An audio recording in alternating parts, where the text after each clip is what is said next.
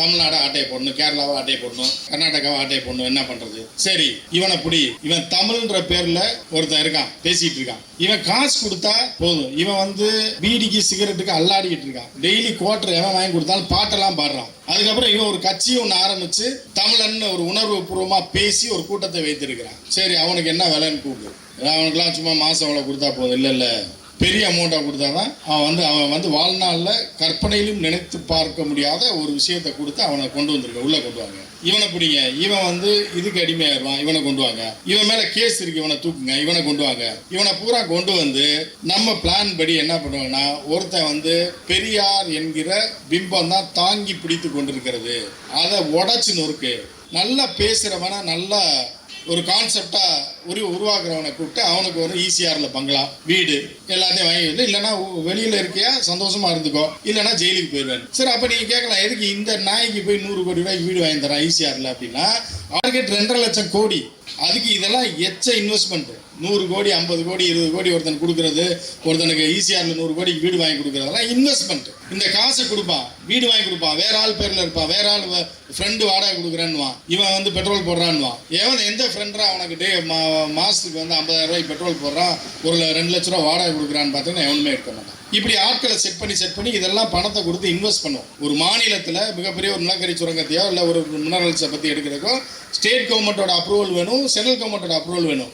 இவன் மொத்தமாக ஆட்டையை போடுறது தான் இந்த ரெட்டை இன்ஜின் ஆட்சி கேட்கறது. ஏன்னா டெல்லியிலே உட்காந்து கையெழுத்து போட்டுருவான். நமக்கு தெரியாது, நம்ம வீட்டுக்கு பின்னாடி இருக்கிற கிணத்தை காணான்ற கதை தான் இருக்கும். நம்ம வளங்கள் பூராமே சுரண்டப்படும். எல்லாத்தையும் யார் சுரண்டிட்டு போவான்னா, மேப்படையாக சுரண்டிட்டு போயிடுவான். அங்கேயே உட்காந்து கையெழுத்து போட்டுருவாங்க. இங்கே எந்த பேப்பர்ஸுமே வராது. அவன் அங்கே கையெழுத்து போடுவான். இங்கே உள்ள சிஎம் இவங்க கொண்டு வரணும்னு நினைக்கிற சிஎம் வந்து டெல்லியில் கூப்பிட்டு ஒரு 100 ஃபைலை கொடுத்து இதெல்லாம் கையெழுத்து போட்டு நைட்டு கிளம்பிடு அப்படின்னு. அங்கேயே டெல்லியில் போய் கையெழுத்து போட்டு வந்துடுவான். இவனும் அங்கே போயிடும். இங்கே யாருமே கிடையாது, உங்களுக்கு ஜெய் ஸ்ரீராம் சொல்லிட்டு போயிட்டே இருப்பாங்க. நீங்கள் நல்லா தெரிஞ்சுங்க, ஜெய் ஸ்ரீராம் ரைட், ஓகே, அது இந்து கடவுள்னு வச்சுங்க. சென்னையில் எங்கே ஸ்ரீராமர் கோயில் எங்கேயா காட்டுங்க பார்ப்போம். ஏதோ ஒன்று ரெண்டு இடத்துல ஒரு குரூப் இருக்கிற இடத்துல மட்டும் 1-2 இருக்கும். ஏனென்றால் நம்ம முன்னோர்களே அதை வந்து ஏற்றுக்கொள்ளலை. நம்மளுடைய வழிபாட்டு கடவுளாக முருகனை வைத்திருக்கிறார்கள், நம்ம குலதெய்வங்கள் இருக்குது, நம்ம மாரியம்மன் காளியம்மன்லாம் இருக்காங்க, அங்கே இருக்குது. இதெல்லாம் நம்ம ஊர் கோயில், நம்மளோட இதில் வர்றது. ஸோ இப்போ என்ன பண்ணுவாங்கன்னா, நீங்கள் ஹிந்தி படிச்சிங்க அப்படின்னா ஹிந்தி சல்மான் கான் தான் உங்களுக்கு ஹீரோ ஆயிடுவார். இந்த நடிகர்கள் இருக்காங்க சில கூமுட்டைகளுக்கு அது கூட கிடையாது. இவனே இருக்க மாட்டான். நாளைக்கு எவனா ஹிந்திக்காரன் ஹீரோவை நடிப்பான், அங்கேயே படம் எடுப்பான். ரஞ்சித்தோ இல்லை இந்த இப்போ படம் எடுத்துட்டு இருக்காப்லையே ஒருத்தர் மாரி செல்வராஜ், மோகன்ஜி, இவர்கள்லாம் இங்கேயே படம் எடுக்க முடியாது. இவன் சுவாகா பண்ணிட்டு போய் இவன் படம் பார்க்க தான் முடியும். நமக்கு ஹீரோ வந்து யார் இருப்பான்னா, ஷாருக் கான், சல்மான் கான் இருப்பான். அங்கேயே படம் எடுப்பான், அங்கேயே டைரக்ட் பண்ணுவான். அங்கே படம் பெட்டி மட்டும் வரும். நம்மளோட டிக்கெட் காசு பூரா எடுத்துட்டு பாம்பேக்கு போயிடுவான். இதுதான் அவர்களோட திட்டம். ஒரு ட்ராக்ல மதம்ன்ற போர்வையில் அப்படியே வந்துட்டு இருப்பான், ஒரு பேரலாம் வந்துட்டு இருப்பான். இன்னொரு பக்கம் ஃபினான்ஸ்ன்ற போர்வையில் அப்படியே வந்துட்டு இருப்பான். வந்துட்டு மொத்தமாக அவங்க வளங்களை நம்மளுடைய தமிழர்களுடைய எல்லாவற்றையும் ஆட்டையை போட்டுட்டு கடைசியில் நம்ம வேட்டியும் துண்ட தோலில் போட்டு நிற்க வேண்டியதான் எல்லாரும். அண்ணா சொன்னதையும் நம்ம அன்று சொன்னது இன்று வரைக்கும் நடந்து கொண்டிருக்கிறது. அன்று மொழி போருக்காக மொழியை எதற்கு தடுத்தாங்க? சும்மா ஒரு ஹிந்தின்னு ஒரு லாங்குவேஜை தடுக்கிறதுக்குன்னா லூஸா இவங்க அந்த மாதிரி நம்மளை ஃபோக்கஸ் பண்ணுறாங்க.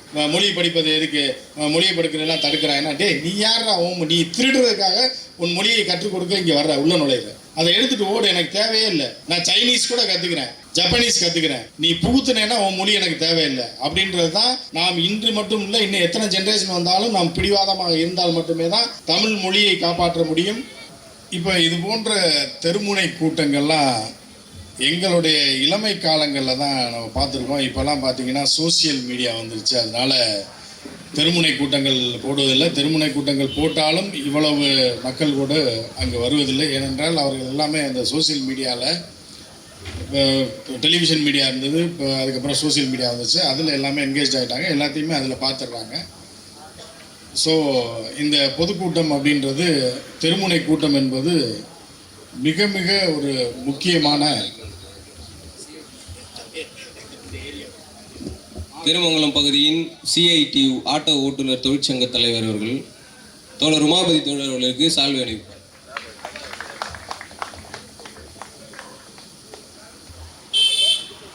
இது ஒரு முக்கியமான ஒரு தெருமுனை கூட்டமாக நம்ம பார்க்கலாம். இப்போ எலெக்ஷன் வேறு வந்துட்டு இருக்கு. அந்த நேரத்தில் நிறைய அரசியல் கட்சிகள் இது போன்ற கூட்டங்களை போடுவது வழக்கம். இப்போ பார்த்தீங்க அப்படின்னா, பெரியாரை நாம் வந்து பெரியாரை பற்றி எல்லாருக்குமே தெரியும். பொதுவாக மக்களுக்கெல்லாம் பெரியார் என்கிற பெயர் வந்து அவர்கள் ஜெனட்டிக்கலாகவே இந்த ஜென்ரேஷன் வரைக்கும் வந்து ஒரு ஜீன்லேயே ஒரு பதிவு ஏற்றப்பட்ட பெயர் தான் பெரியார். ஸோ இப்போ இந்த பெரியாருக்கு எதிராக ஒரு கூட்டத்தை கிளப்பி விட்டிருக்கிறார்கள், கிளம்பி இருக்கிறது. அது எதற்காக பெரியாருக்கு எதிராக இந்த கூட்டம் கிளப்பி விடப்பட்டிருக்கிறது, யார் கிளப்பி விட்டிருக்கிறார்கள் அப்படின்ற அதற்கோட பின்னணி என்ன, யார் இந்த கூட்டத்தை இயக்குகிறார்கள், எதற்காக பெரியார் டார்கெட் செய்யப்படுகிறார், எதற்காக பெரியார் கொள்கைகள் டார்கெட் செய்யப்படுகிறது அப்படின்றது பார்த்தீங்கன்னா எல்லாமே வந்து பணத்தை அடிப்படையாக கொண்டதாக தான் நம்ம பார்க்கணும்.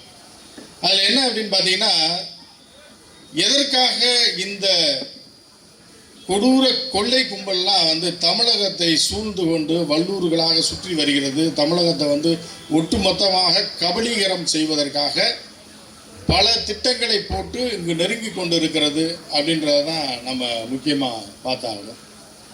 நம்ம பெரியாரை பற்றி உங்களுக்கு கடைசியில் நம்ம அதை பற்றி பார்க்கலாம், யார் பெரியார்ன்றது.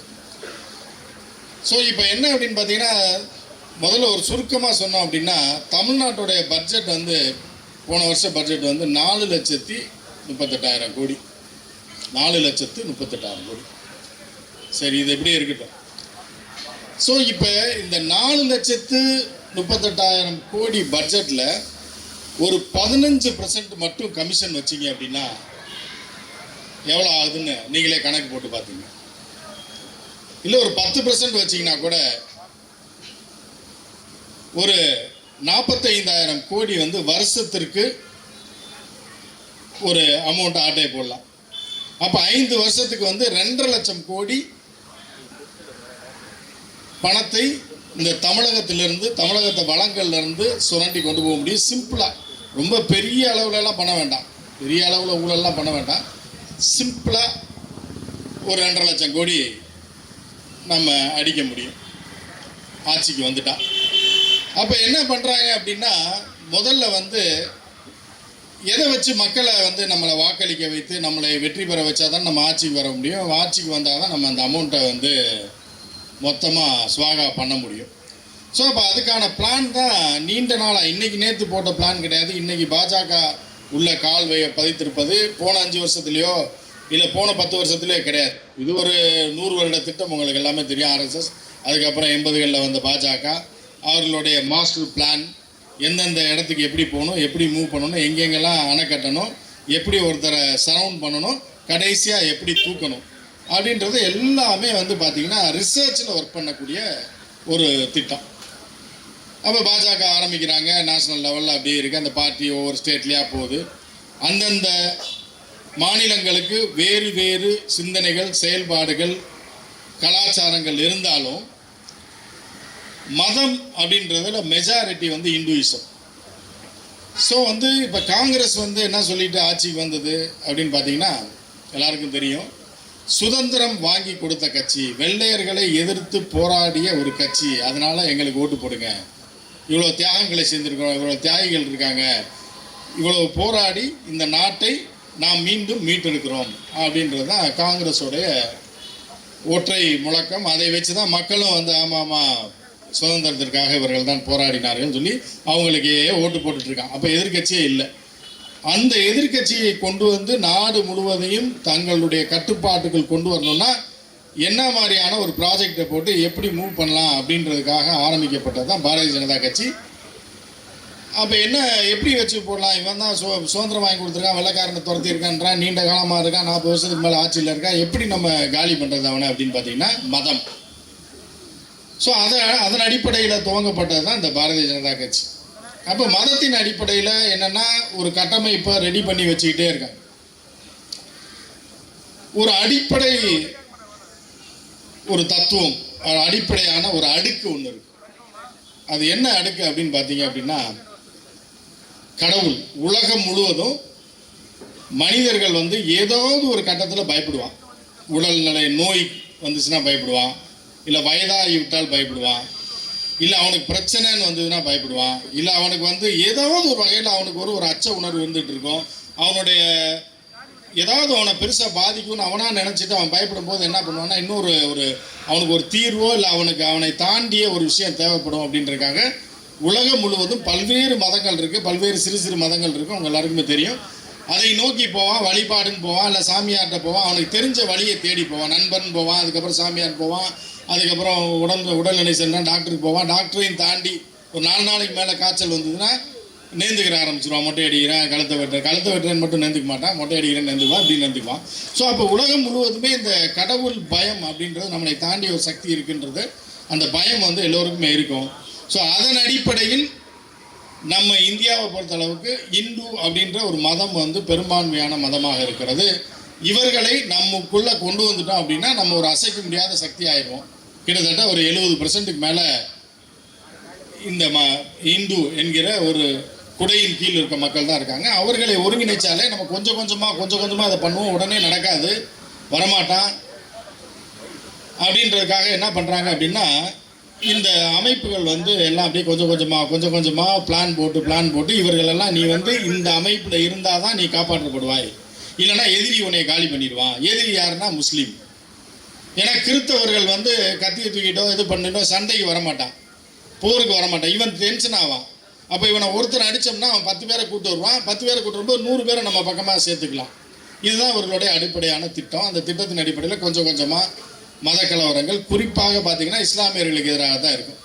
ஏன்னா நீங்கள் கிறிஸ்தவனை தூக்கி போட்டு அடித்தாலும் சரி, 2 சர்ச்சை கொடுத்துனீங்கனாலும் சரி, பிரச்சனை பெருசாக வராது. ஏன்னா அங்கே உள்ள அமைப்பினர் என்னுடைய தலைமை பொறுப்பில் இருக்கவங்கன்னா அமைதியாக இருங்க எல்லாம் மேலே இருக்கவர் பார்த்துக்குவார். ஒரு கன்னத்தில் எடுத்தால் இன்னொருத்தர் கணத்தை காட்டுங்க.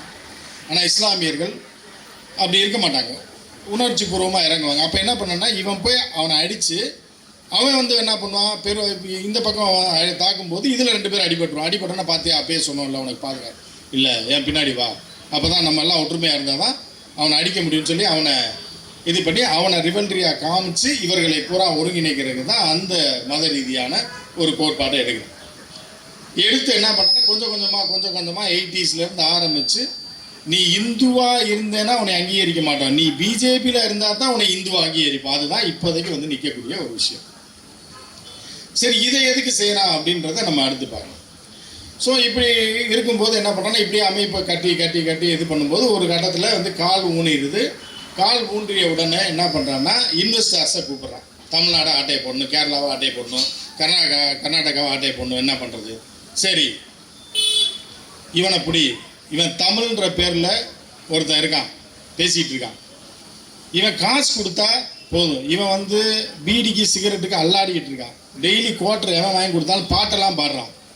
அதுக்கப்புறம் இவன் ஒரு கட்சியை ஒன்று ஆரம்பித்து தமிழன் ஒரு உணர்வு பூர்வமாக பேசி ஒரு கூட்டத்தை வைத்திருக்கிறான். சரி, அவனுக்கு என்ன விலைன்னு கூப்பிடு. அவனுக்கெல்லாம் சும்மா மாதம் அவ்வளோ கொடுத்தா போதும், இல்லை பெரிய அமௌண்ட்டாக கொடுத்தா தான் அவன் வந்து வாழ்நாளில் கற்பனையிலும் நினைத்து பார்க்க முடியாத ஒரு விஷயத்தை கொடுத்து அவனை கொண்டு வந்திருக்க உள்ளே கொண்டு வாங்க. இவனை பிடிங்க, இவன் வந்து இதுக்கு அடிமையாயிருவான், இவனை கொண்டு வாங்க. இவன் மேலே கேஸ் இருக்குது, இவனை தூக்குங்க, இவனை கொண்டு வாங்க. இவனை பூரா கொண்டு வந்து நம்ம பிளான் படி என்ன பண்ணுவாங்கன்னா ஒருத்தன் வந்து பெரியார் என்கிற பிம்பம் தான் தாங்கி பிடித்து கொண்டிருக்கிறது, அதை உடச்சி நொறுக்கிட்டு ஒருத்தன் பின்னாடியும் ஜாதி தாங்க நமக்கு பெருமை, நம்ம பேரை போடுங்க பழைய மாதிரி. அன்றைக்கி டிவிலெலாம் டிபேட்லலாம் ஒரு தம்பி வருவார், நம்ம கூட பணியாற்றியவர் தான் அவர். அந்த வலதுசாரியில் ஒரு முக்கியமான ஒரு பத்திரிகையாளர், உங்களுக்கு எல்லாருக்குமே தெரியும். அப்போ அவர் போடுற கூட்டத்திலலாம் போட்டிங்கன்னா அவர் ஜாதி பேரை போட்டுப்பார். ஏன்னா அவங்க மாநிலத்தில் அந்த பேரை போடுவாங்க. போடுங்க, எங்கே ஜாதி உணர்வு யாருக்குங்க இல்லை, போடுங்க, நம்மளாம் போடணுங்க அப்படின்றது எதுக்குன்னா உங்களை ஐடென்டிஃபை பண்ணுறது. பார்த்த உடனே விசாரித்த உடனே இல்லை, பார்த்த உடனே ஐடென்டிஃபை பண்ணணும் அவனுக்கு.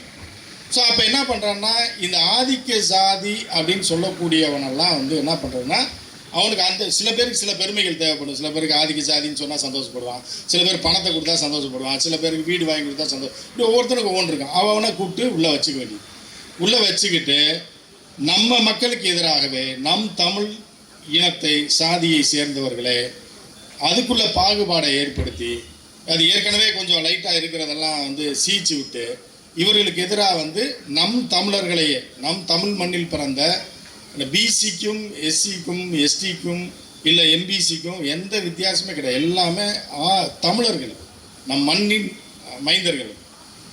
இவர்களுக்குள்ள பிளவை ஏற்படுத்தி இந்த ஜாதி ரீதியாக சண்டையை இழுத்து விட்டு இதையாவது சொரிஞ்சு விட்டு சண்டையை போட்டு இவர்களை பிரித்து விட்டு வைக்கிறது தான் அவனுக்கு முதல் கட்ட 2ஆம் கட்ட பணி.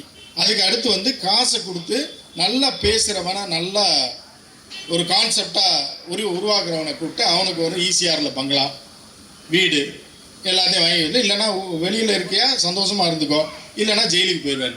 சரி, அப்போ நீங்கள் கேட்கலாம், எதுக்கு இந்த நாய்க்கு போய் 100 கோடி ரூபாய்க்கு வீடு வாங்கி தரான் ஈசிஆரில் அப்படின்னா, டார்கெட் 2.5 லட்சம் கோடி.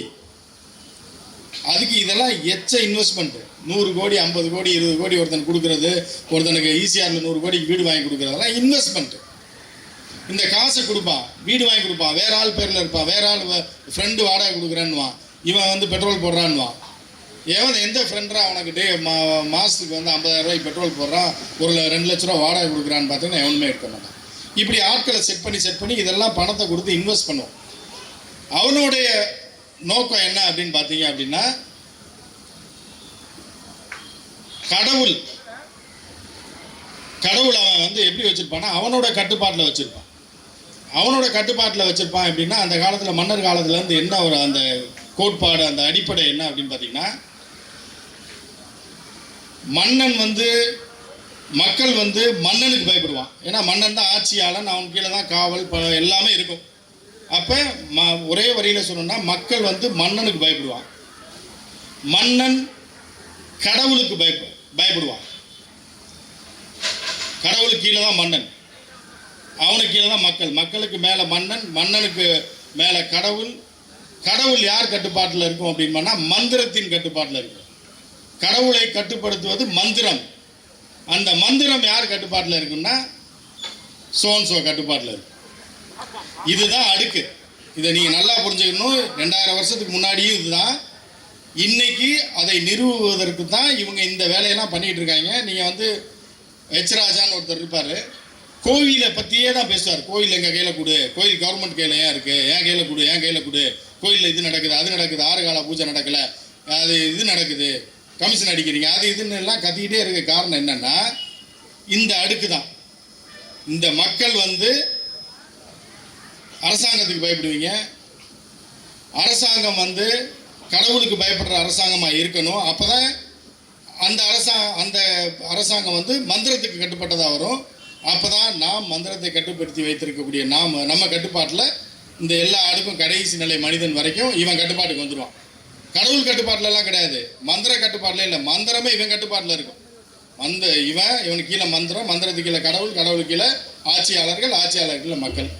இந்த அடுக்கை மீண்டும் கொண்டு வருவதற்காகத்தான் இவர்கள் இந்த வேலையை செய்து கொண்டிருக்கிறார்கள். இதை மட்டும் செஞ்சு முடிச்சிட்டான் அப்படின்னா ஆட்டோமேட்டிக்காக முதல்ல தோழர் நீண்ட நேரம் பேசும்போது சொன்னார், இந்த ஜாதியின் அடிப்படையில் குலத்தொழிலுக்கு லோன் தரான்னு பார்த்தீங்களா, இதை கொண்டு வந்துடுவான். உங்கள் பின்னாடிலாம் ஜாதி பேரை பார்த்தோன்னே கண்டுபிடிச்சா யார் எந்த ஜாதின்னு, தம்பி வாங்க ஏன் கஷ்டப்படுறீங்க, வாங்க லோன் வாங்கி தரேன்னு சொல்லிட்டு சலூன் கூட உங்கள் அப்பா வச்சுருந்தாரு, உங்கள் தாத்தா ஒரு சர்டிஃபிகேட் மட்டும் விஓட்ட வாங்கிட்டு வாங்க, அப்படியே அவனை வந்து படிக்க விடாமல் ஆக்கிடுவான். இவனை ஒரு குரூப்பாக பிரிச்சுடுவான், அவனை ஒரு குரூப்பாக பிரிச்சுடுவான்.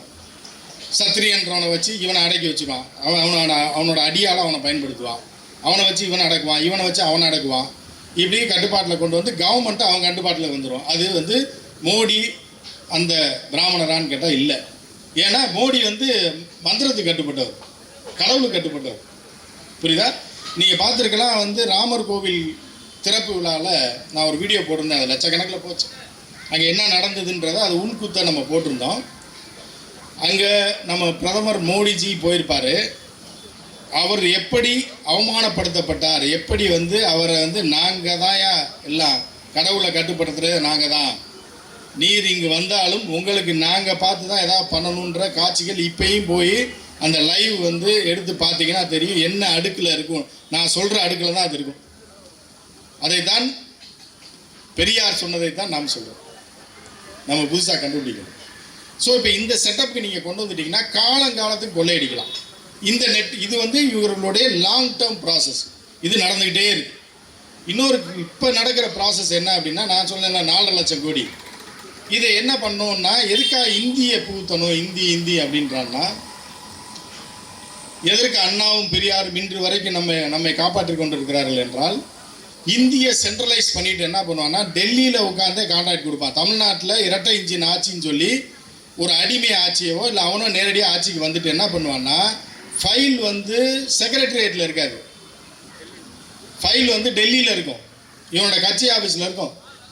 அங்கே வச்சு அங்கேயே உள்ள கான்ட்ராக்டை எந்த விதமான அக்ரிமெண்ட்டுக்குள்ளேயோ இல்லை இது சட்டத்துக்குள்ளேயோ வராது. இங்கே வந்து மினரல்ஸ் எடுக்கிறதுக்கு ஒரு 2 லட்சம் கோடி கான்ட்ராக்ட்டுக்கு அதானிக்கு அங்கேயே கையெழுத்து போட்டு அங்கேயே கொடுத்துருவான். டபுள் இன்ஜின் நான் சொல்கிறது இதுதான். 2 கையெழுத்து வேணும் ஒரு பெரிய கான்ட்ராக்ட் எடுக்கிறதுக்கு. நான் ரோடு கான்ட்ராக்டை சொல்ல, ஒரு மாநிலத்தில் மிகப்பெரிய ஒரு நிலக்கரி சுரங்கத்தையோ இல்லை ஒரு மினரல்ஸை பற்றி எடுக்கிறதுக்கோ ஸ்டேட் கவர்மெண்ட்டோட அப்ரூவல் வேணும், சென்ட்ரல் கவர்மெண்ட்டோட அப்ரூவல் வேணும். இவன் மொத்தமாக ஆட்டையை போடுறது தான் இந்த ரெட்டை இன்ஜின் ஆட்சி கேட்குறது. ஏன்னா டெல்லியிலே உட்காந்து கையெழுத்து போட்டுருவான். நமக்கு தெரியாது, நம்ம வீட்டுக்கு பின்னாடி இருக்கிற கிணத்தை காணான்ற கதை தான் இருக்கும். நம்ம வளங்கள் பூராமே சுரண்டப்படும். எல்லாத்தையும் யார் சுரண்டிட்டு போவான்னா, மேப்படையாக சுரண்டிட்டு போயிடுவான். அங்கேயே உட்காந்து கையெழுத்து போட்டுருவாங்க. இங்கே எந்த பேப்பர்ஸுமே வராது. அவன் அங்கே கையெழுத்து போடுவான். இங்கே உள்ள சிஎம் இவங்க கொண்டு வரணும்னு நினைக்கிற சிஎம் வந்து டெல்லியில் கூப்பிட்டு ஒரு 100 ஃபைலை கொடுத்து இதெல்லாம் கையெழுத்து போட்டு நைட்டு கிளம்பிடு அப்படின்னு. அங்கேயே டெல்லியில் போய் கையெழுத்து போட்டு வந்துடுவான். இவனும் அங்கே போயிடும். இங்கே யாருமே கிடையாது, உங்களுக்கு ஜெய் ஸ்ரீராம் சொல்லிட்டு போயிட்டே இருப்பாங்க. சொல்லிட்டு மொத்தமாக எல்லா வளங்களையும் அடிச்சிருவாங்க. இந்த 2 லட்சம் 4 லட்சம் கோடி பட்ஜெட் இருக்கு இல்லையா, இது யார் யாருக்கு எந்த குஜராத்திக்கு கான்ட்ராக்ட் கொடுக்கணும், எந்த பீகாரிக்கு கான்ட்ராக்ட் கொடுக்கணும் அங்கேயே உட்காந்து எழுதி அங்கேயே வாங்கிட்டு போயிடுவான். இது உனக்கு இந்த ரோடு ஃபுல்லாக ஹைவே ஃபுல்லாக நீ போட்டுக்க, இதை பூரா நீ போட்டுக்கன்னு இந்த வளங்கள் பணம் எல்லாமே எங்கே போயிருன்னா டெல்லிக்கு போயிடும். டெல்லிக்கு போயிடுச்சு அப்படின்னா மொத்தமாக நம்ம வளங்களை பூரா எப்படி வந்து டெல்லி சுல்தான்கள் அந்த காலத்தில் இங்கேருந்து கொள்ளையடிச்சிட்டு போனானோ, பாண்டியன் அதாவது இந்த உலகத்தில் வான்ஸ் வாங்க சொல்கிறான், உலகத்தில் நான் எத்தனையோ நாடுகளுக்கு போயிட்டேன், இப்படி பொண்ணும் பொருளும் உள்ள நாடு வந்து இந்த பாண்டிய நாடு தான் சொல்லிட்டு போயிருக்கேன். ஆனால் மதுரையில் என்ன மண்ணாங்கட்டியாக இருக்குது, இப்போது எல்லாத்தையும் கொள்ளையடிச்சிட்டு போயிட்டாங்க. இதே போல தான் வந்து இந்த வளங்களை, தமிழர்களுடைய வளங்களை மதத்தின் பெயரால், மதத்து பெயரை சொல்லி, கடவுள் பெயரை சொல்லி, நீங்கள் நல்லா தெரிஞ்சுங்க. ஜெய் ஸ்ரீராம் ரைட், ஓகே, அது இந்து கடவுள்னு வச்சுங்க. சென்னையில் எங்கே ஸ்ரீராமர் கோயில் எங்கேயா காட்டுங்க பார்ப்போம். ஏதோ ஒன்று 2 இடத்துல ஒரு குரூப் இருக்கிற இடத்துல மட்டும் 1-2 இருக்கும். ஏனென்றால் நம்ம முன்னோர்களே அதை வந்து ஏற்றுக்கொள்ளலை. நம்மளுடைய வழிபாட்டு கடவுளாக முருகனை வைத்திருக்கிறார்கள், நம்ம குலதெய்வங்கள் இருக்குது, நம்ம மாரியம்மன் காளியம்மன்லாம் இருக்கும், அங்கங்கே இருக்குது. இதெல்லாம் நம்ம ஊர் கோயில், நம்மளோட இதில் வர்றது. நம்ம யாரும் வந்து வேறு இதுக்குள்ளே நம்ம போகிறதில்லை. ஏன்னா நம்ம முன்னோர்கள் அதையெல்லாம் இது பண்ணி வச்சுருக்காங்க. இப்போ இதையெல்லாம் முன்பே அறிந்து தான், இன்றைக்கி நேரத்தில் அறிஞர் அண்ணா அவர்கள் வந்து முன்பே அறிந்து, பெரியார் அவர்களும் அண்ணா அவர்களும் அதெல்லாம் முன்பே அறிந்து தான் இதையெல்லாம் அன்றே அணை போட்டு தடுத்து விட்டார்கள். இருமொழி கொள்கைன்னு கொண்டு வந்தது காரணம் அது மொழி படிக்கிறதெல்லாம் கிடையாது.